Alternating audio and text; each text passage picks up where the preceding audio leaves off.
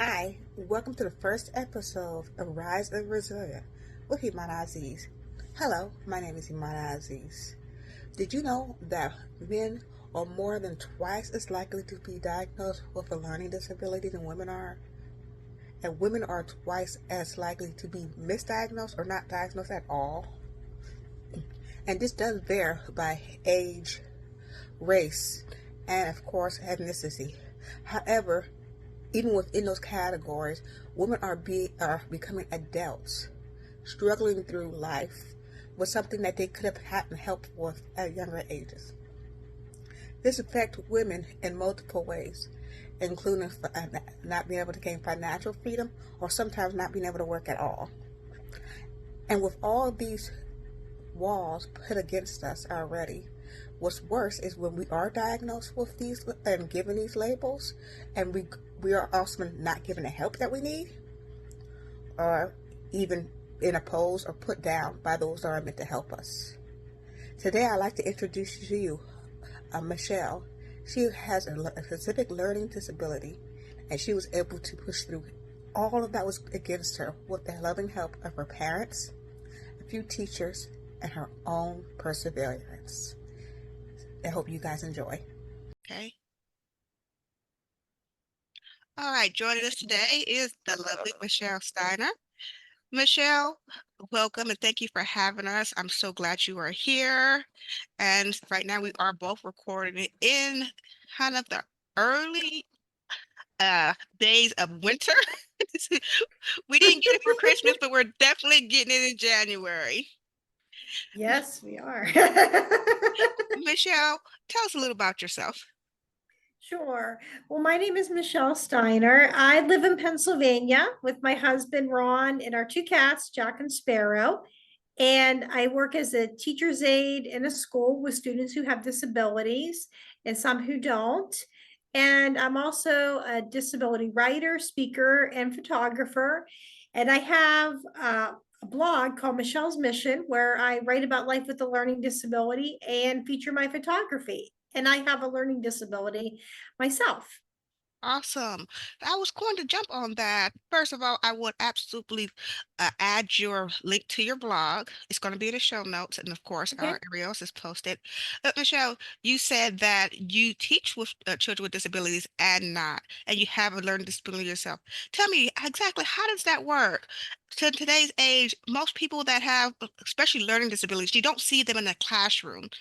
How did you get from having a learning disability to being a teacher's aide? Well, it was definitely a long journey. I was diagnosed whenever I was in kindergarten, and I was really lucky that during that time period that my teacher saw that I was having trouble with things such as counting, tying my shoes, visual perception, and I really struggled with a lot of social things as well. And I was my parents' first child. I was an only child for many years, so a lot of the social things were because I spent a lot of time around adults. And my parents, I was also the first child, so they didn't know what to base development on because I was the first one that came around. Mhm. But they took the suggestion that my parents had, uh, excuse me, my teacher gave, and they had me tested for having a learning disability at school. And sure enough, I had one. And I can remember my dad was telling me that I would have to repeat kindergarten and I would have to begin to receive specialty services. And I know that whenever I was first diagnosed, it was more of an umbrella term. We didn't have specific learning disabilities like dyscalculia. And they knew the only thing they knew at that age was I was not going to be a mathematician. We knew that pretty early on. And school was really hard for me during those early years. I can remember really struggling socially and academically and just being really frustrated and discouraged. And I just thought my life would be so much better if I didn't have a disability. And I can just remember thinking that, it was always going to be difficult. But things eventually did get a little easier with school, with the specialty instruction and the accommodations that I used. They found out I was really good at reading and writing, and that I could go to regular ed classes for science and social studies, with having the supports of extended test time and having the test read aloud to me, and eventually reading classes. And I was in all regular ed except for math and learning support once I got into high school. Socially, school got a lot harder for me. I can remember being picked on very early on. The school that I went to was a really small conservative school district that didn't really value anybody that was different. And I couldn't hide that I went to learning support, and the bullying started pretty young. But it got worse as I got older because a lot of the groups became more defined, and I just didn't have a group that I belonged to. But academically, it got a lot easier for me. And we started to see, well, what do I want to do after school? And I knew that I wanted to go to college, but I was really nervous about that because I knew that it was going to be difficult for me. And especially in math, I think that was the biggest area because I was still in learning support. And I wasn't alone in those concerns. I had a learning support teacher who told me, well, I don't think you can handle college because of your math. And she recommended that I go to a vocational school. And there was nothing there that interested me. So I decided that I was going to head on to college. I had a great student teacher that told me I could do it because I knew how to study. And sometimes that was the voice that I would hear when things got really hard. I was also introduced to an agency called Office for Vocational Rehabilitation. And they said, okay, well, college seems like that's a possibility. We'll start you out at a community college. A lot of them have disability accommodations. And before I could get services with them, I had to be tested for having a learning disability again. Mhm. And I've never been a great test taker. That's Yeah. always been, yeah, always been a struggle for me. And I scored very low on a lot of my testing. And the psychiatrist who evaluated me said, with your scores, I don't think it's possible you're going to go beyond a community college. And that was pretty discouraging for me whenever I was hearing that. And then when I got to community college, there was a real big stigma around disability accommodations. A lot of people thought that they were cheating or giving you an unfair advantage. And I had another professor that told me, I don't know if you're going to have really limited job choices with your math disability. And I was just so discouraged, and I decided I'm not going to use accommodations, and my grades really dropped. And Oh, it was, wow.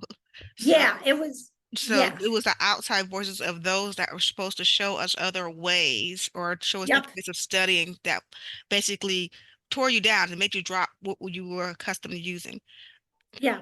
And how was your parents? Were they encouraging when you decided you wanted to go to college? Or because I know that parents, they usually want best for their children, but at the same time, they also don't want to see us in heartache. So it's a bit of a toss-up turn. How was your parents during this? My parents were supportive. They were supportive through all my years of school. They were the ones that went to my individual education plan meetings. They talked with my teachers. They were supportive for community college, definitely, with just a lot of support with that. And I couldn't go through college without them. Mm. Definitely with being able to be able to commute and having the support. And also, they were the ones that would tell me, yeah, that doesn't sound like that would be a fair situation, but you still got to go through and try to figure out what your professor wants. And I think that was really important too, Okay. to have that encouragement and that reassurance that, yeah, that's a difficult situation. Um, I was able to graduate though after I started using the accommodations. I was in a class and I was really struggling, and I had a teacher that said, the professor said, why don't we at least get you extended test time, and passed her class, did not do well in it. I was able to graduate shortly after that. And after college, I found some temporary jobs, and I was able to move out on my own, which was really nice because I can't drive because of the visual perception part of my disability. So I was able to take myself where I needed to go and had some temp jobs, but I always wanted more for myself. Mhm. And be careful what you wish for. So what did you get? For financial reasons, I had to move back in with my mom and my dad. I thought my job was downsizing. I thought, well, this is the time that I just felt this call to go back to school. And I found the right program at a university. I found they had accommodations, and I even had a ride going to college that was a family member that worked on campus that took me. So everything was just pointing in that direction that this was the Seems time to like do they it. that your original job that was not even aligning with you. You were thinking, I need to go somewhere else, and doors were opened and closed, Mhm. but they had to Yes. close those doors. And it's like the saying, "Oh, don't worry about close. You have to close doors for others to open." And did you see yourself going back to college? Was that a part of your plans, or was that just one of the doors that had to open that you didn't realize? It was one of the doors that had to open that I didn't realize. I knew that I always wanted to, and I knew it would give me some other opportunities. But it was one of those doors where a lot of things had to close before I could do that. And I worked while I was at community college, and that also made it really hard too with studying and getting good grades. And here I was still a full-time student, but I didn't have another job that I had to worry about. I could Mm. be the student, and that's actually what I really needed to do, is to focus on that, and then maybe take a job here or there. My friend had a child care, and I'd fill in if somebody was sick or if she just needed an extra worker. But for the most part, school was my job, and I did so much better that second time around. I was able to advocate for myself and talk to my professors, and I used all the disability accommodations. I was able to make dean's list for a semester, Nice. and I graduated with a bachelor's degree despite being told I couldn't do it. And I know you not only made yourself your parents proud, but you heard at that moment all the people that says you shouldn't go to college, and you went to college Mhm. and got your associates. Then you heard the ones who said you can't go any further than community college, and you did and got your bachelor's. And all the people that are put in place to help us that was discouraging you from going Mhm. higher. It's kind of it's more than pride, a pride moment. So tell me, Mhm. what got you into photography? That was actually a friend of mine years ago. I can remember I had two people that were really impacted that. Whenever I was in high school, I belonged to a writing group, and I was at prom, and I took a picture of a tree, and all my other peers said, "Why'd you take a picture of a tree?" And then when I went to the writing group, there was an older woman in the group, and she looked at the picture that had the tree in it and said, "This shows perspective." Hmm. And for a lot of years, I just put that on the shelf along with the writing. I mean, I still wrote, but I didn't want to go too deep into having a disability. And I didn't think that I was artistic, and I kind of put that on a shelf. And then a few years ago, I was at a wedding with my husband, and we were visiting a cemetery that was around there, and they had angels, like these beautiful angel statues. And I took some pictures, and I had another friend that I was showing them to. And this dear friend of mine, she was very particular about things. And she looked at the pictures and she said, "These are really good." And I thought, wow, okay, if I made her happy, I must have Hmm. done something right. And I remember putting them in a show, and I got an award for that.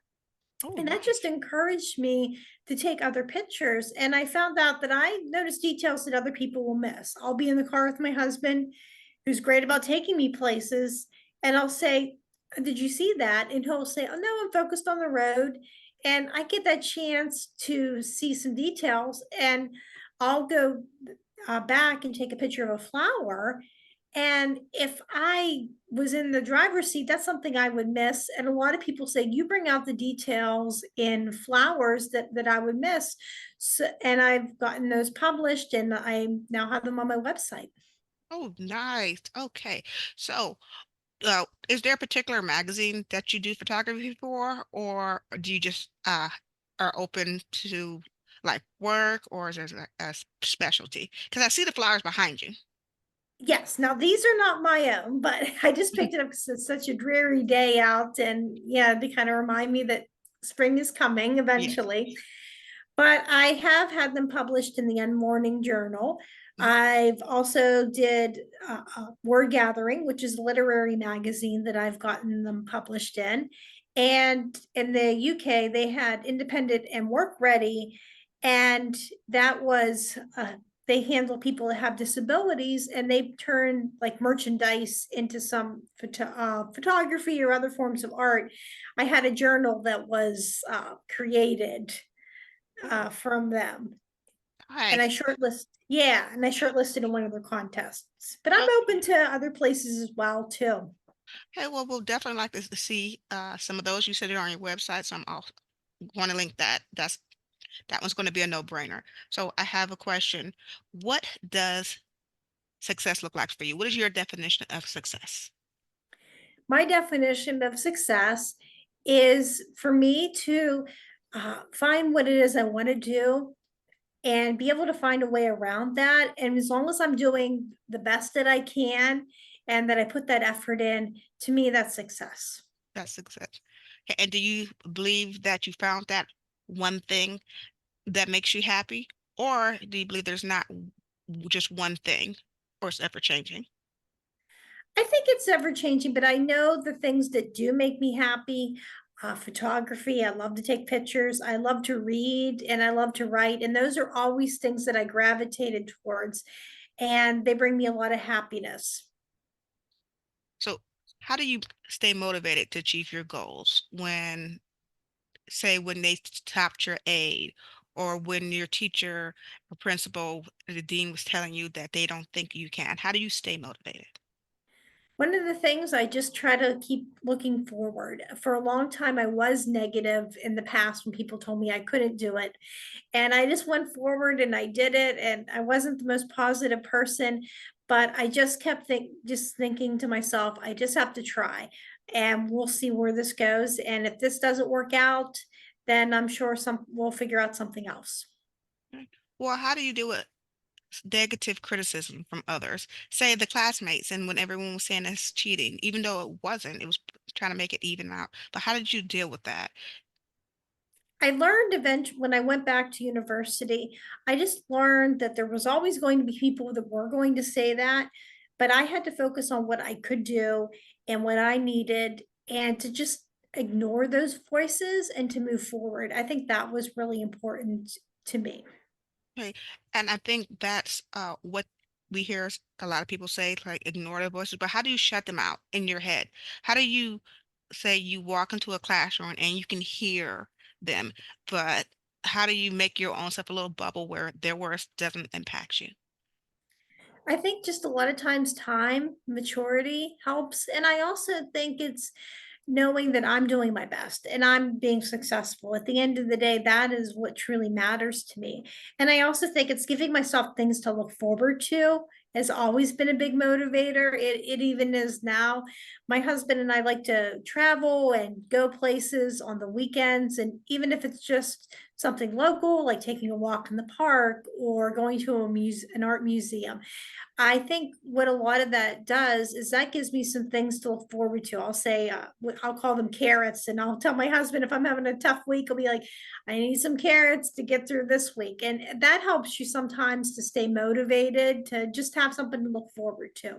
That actually brings me to my next question. How do you balance work and self-care?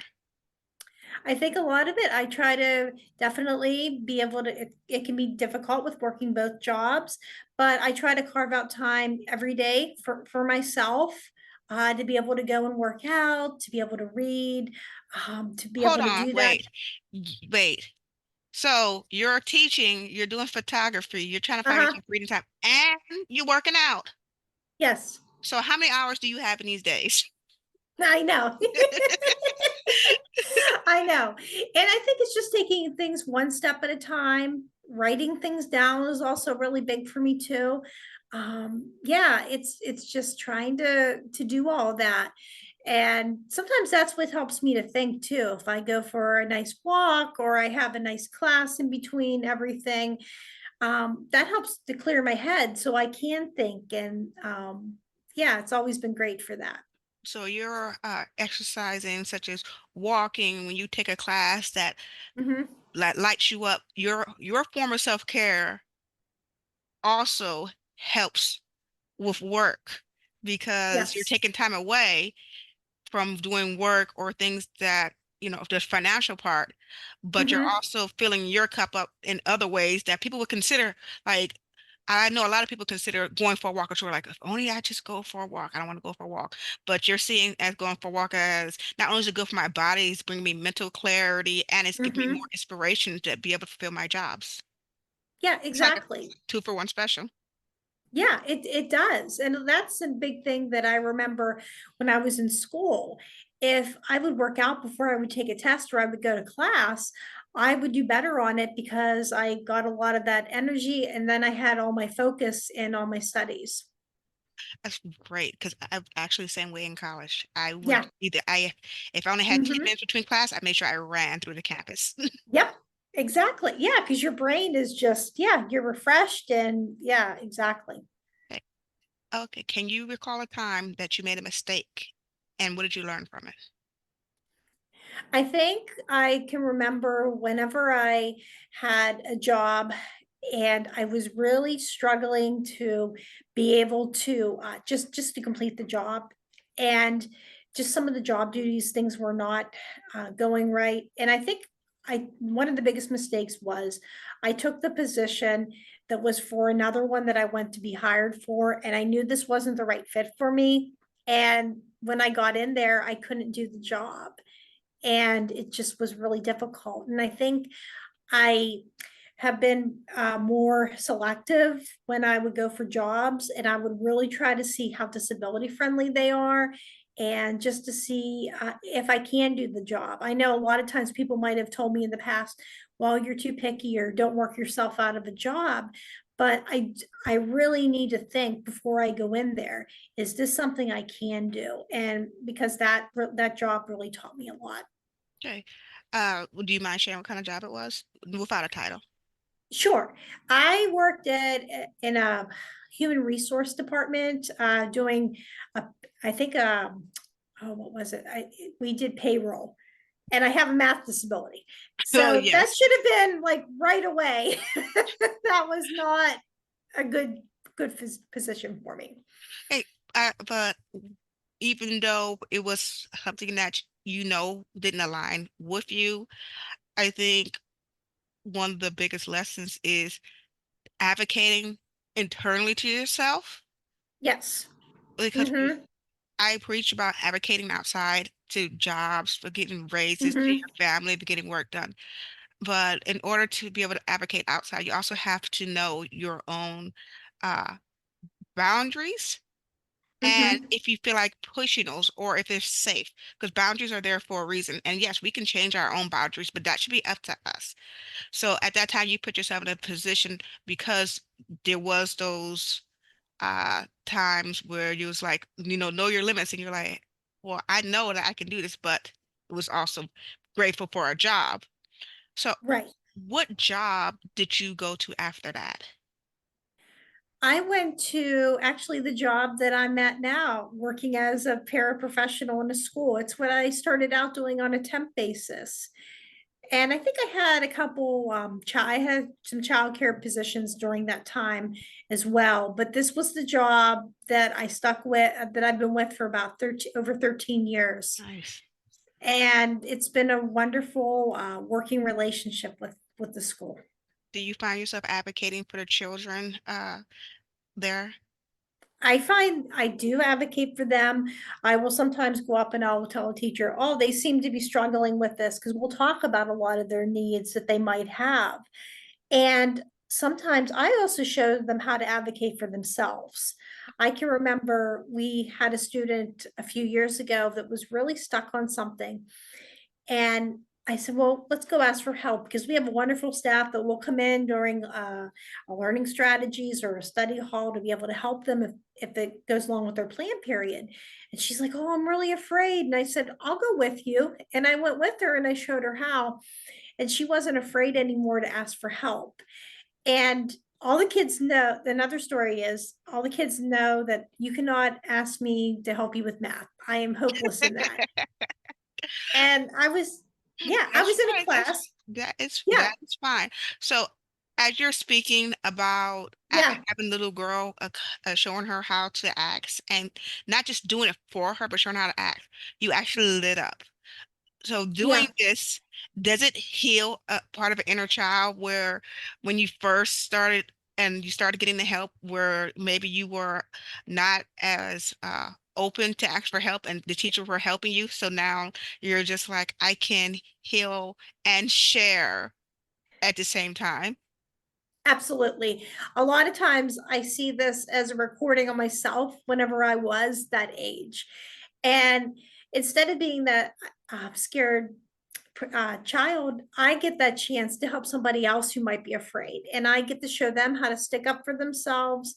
And I get them that chance to not be able to realize that they can achieve their dreams. They can go and do that. I don't know what a lot of their future will hold, but I also know that if they're willing to work hard and they know what they want to do and find a way, they can find a way to do it. And it's just giving them those tools to be able to go and go into the world to be able to do that.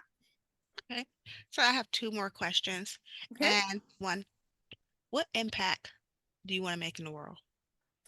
The impact I want to make in the world, I would love to see uh, that I can help somebody, just help somebody in life to be able to find their way and to be able to find their purpose. Nice. And you're doing that little by little with those children every day. Thank you. Okay.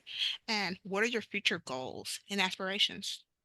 Some of my future goals are definitely to increase my blog. I want to definitely still continue to work with the writing. I would love to write a book in the future about learning disabilities and especially about dyscalculia. I feel that a lot of people aren't aware of that. And I think it's really important, especially for children, to have that understanding of learning disabilities.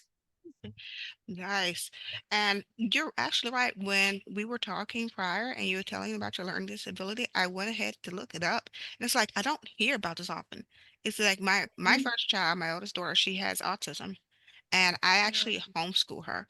I homeschool her Mhm. because the area we were living in at the time was not very friendly when it came to them. Like they Mhm. had IEPs, but they mostly had like children with learning disabilities were pushed into a corner or were like treated Mhm. differently. And during this time, I was also in college, and I just got my BA in elementary education. So Mhm. instead of teaching, I decided I wanted to homeschool her and put everything out. And right now, and unless you guys are really super close, you wouldn't be able to tell she's autistic. But then the moment she's like, she loves to talk, and I mean, she's a little quirky, and I love everything about her. Like she's the best big sister. She has two little siblings, and she wants to be a Oh, veterinarian. And that's one of the things that awesome. they say, autistic children can't. I know that is so frustrating. Oh my gosh. I think if she, yeah, if she wants to, she can have the chance to. I think everybody at least deserves the chance to try. Mhm. Do you think there should And be more schools or even vocational programs uh, with that advocate and have more openings for children, people with learning disabilities? I think there definitely does need to be a lot of schools and a lot of programs in how we deliver services. One of the things that I see in the school that I work for is a lot of our students with learning disabilities don't go to a learning support class. They're in a basic class. And sometimes that's really hard, especially Mhm. if a student can't read. And I've gotten pretty good at picking out the ones that can't read.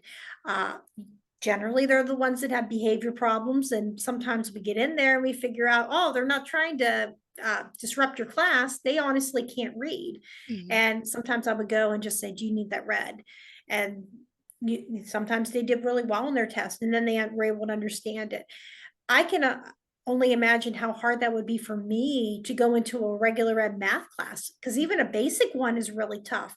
So I think there needs to be programs definitely where they're in regular ed, where it's appropriate, and where they can thrive. But I also think a lot of our students need to have that learning support where they can get their individual needs met. And autism is also another thing too that I honestly don't think that sometimes schools know how to handle, where how to accommodate, how to make sure that they are getting a good education, but they're also getting a lot of their needs met as well. I know I said this was going to be the last question, but we got talking about the schools this time here. And Oh, you're so full of knowledge, so I just want to rack your brain with shit questions. Have you been in your years of being a teacher and aide, or even when you were in school, have you come across a teacher that did not want to accommodate or didn't see because our learning disabilities aren't visual disabilities, just did not was giving you a bit of a hard time or other students? yes. Tell me I about have had some teachers who would definitely who have. I can remember I had professors that they couldn't understand why I was going to the learning support services, and they're like, "Oh, why are you going here? You don't need to do that. You look like you're fine." And I just had to sometimes just gently reinforce, this is what we have to do. I have to, this is what I need to be able to do. I can also remember learning the way to ask for accommodations. I can remember I had a beginner math class when I went to college, and I asked the question in front of everybody, "Oh, can we use calculators?" And the teacher said, "No, we use our brains to think." And that was my lesson, that you, if you need an accommodation like that, it's better to ask at the end of class. But I just remember feeling how worried I was and not realizing I do have a lot, they have to accommodate if they receive the funding and they have the services, but it was just a matter of asking for them it. in the appropriate way. Nice. Well, thank you so much. Thank you for taking time out of your day for meeting with me, for talking with everyone. If you could say anything to our audience, anything to anyone, such as my daughter who she has reading, Mhm, when it comes to reading, she's really good at math, but she struggles reading. Uh, mhm. if you have any words of advice for our listener, what would you like to end them on a parting note? I would just love to tell them not to give up and to keep trying and to keep finding new ways to do things. And this success may not always come in the package that you expect it to, but sometimes something even better. Oh, I love that. Love that. We'll go ahead and stop the recording now.